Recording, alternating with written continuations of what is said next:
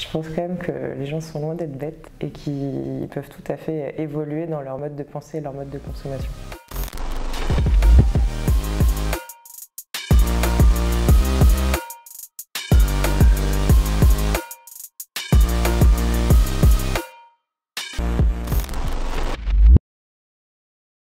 Je dirais progressivement.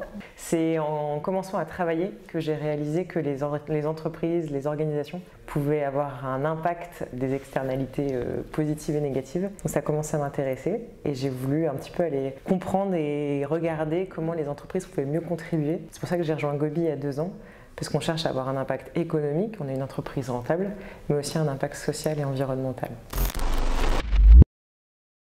Alors tu as plusieurs explications. La première, c'est quand on s'est créé en 2010, on voulait remplacer le gobelet, donc gobelet Gobi, mais c'est aussi le désert de Gobi, qui est un désert en Chine, pour rappeler l'importance de s'hydrater et l'importance de l'eau en général. Et puis c'est également un petit poisson que tu peux trouver en Méditerranée. Voilà, tu as 3 explications possibles, je te laisse choisir celle que tu préfères. En tout cas, c'est important pour nous. On a choisi de fabriquer exclusivement en France depuis 2010 pour plusieurs raisons. La première, c'était la transparence des conditions de fabrication, c'était créer des emplois non délocalisables, c'était favoriser une énergie plutôt non carbonée, et puis ça nous permet de créer des vrais liens de confiance et de partenariat avec nos partenaires industriels sur le territoire. Aujourd'hui, on travaille avec 6 partenaires. On a également un assemblage solidaire, soit dans un ESAT depuis 2013, soit auprès du groupe ARES, qui est une association de réinsertion depuis 2019. Donc nous, ça nous permet de bien connaître notre écosystème, de bien connaître nos partenaires et en plus d'avoir un impact et social et environnemental. Alors quand on s'est créé en 2010, on a choisi l'éco-conception préventive pour 2 raisons. La première, c'est qu'on voulait vérifier que les produits qu'on proposait étaient plus vertueux que le jetable que l'on voulait remplacer. Et ensuite, on voulait minimiser l'impact environnemental de fabrication de nos produits. Et donc pour ça, il faut mesurer, il faut comprendre, il faut connaître. Et donc sur 13 indicateurs, on mesure l'impact environnemental de fabrication. Et du coup, on peut calculer le bénéfice environnemental net, c'est-à-dire quand tu adoptes un Gobi et que tu arrêtes le jetable, tu arrêtes ton gobelet, tu arrêtes la bouteille jetable, en combien de temps d'utilisation tu vas compenser son impact environnemental de fabrication. Pour certains produits, ça va être 3 mois, pour d'autres, ça va être 5 mois. Et donc, on pense que c'est un formidable aussi outil d'acculturation, de pédagogie et donc à la fin de fierté.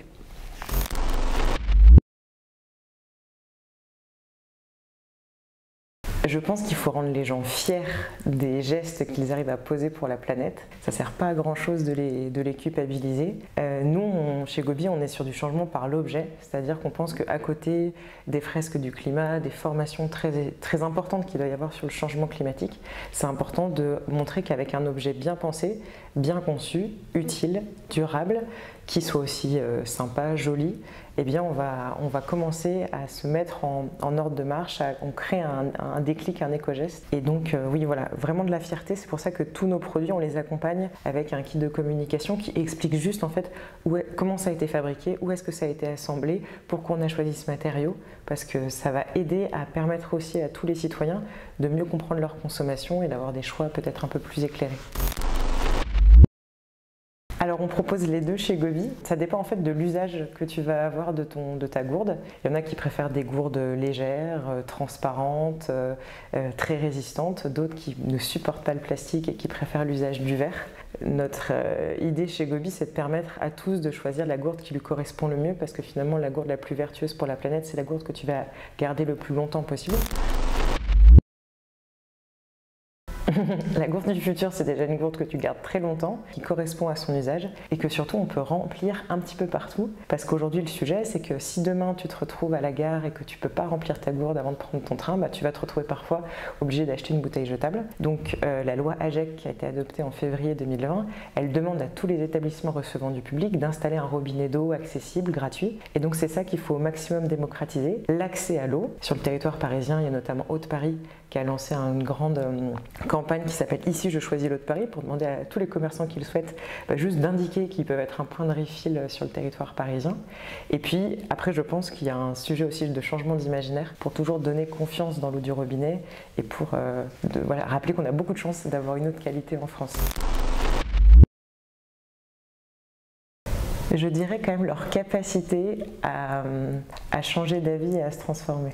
Je pense quand même que les gens sont loin d'être bêtes et qu'ils peuvent tout à fait évoluer dans leur mode de pensée et leur mode de consommation.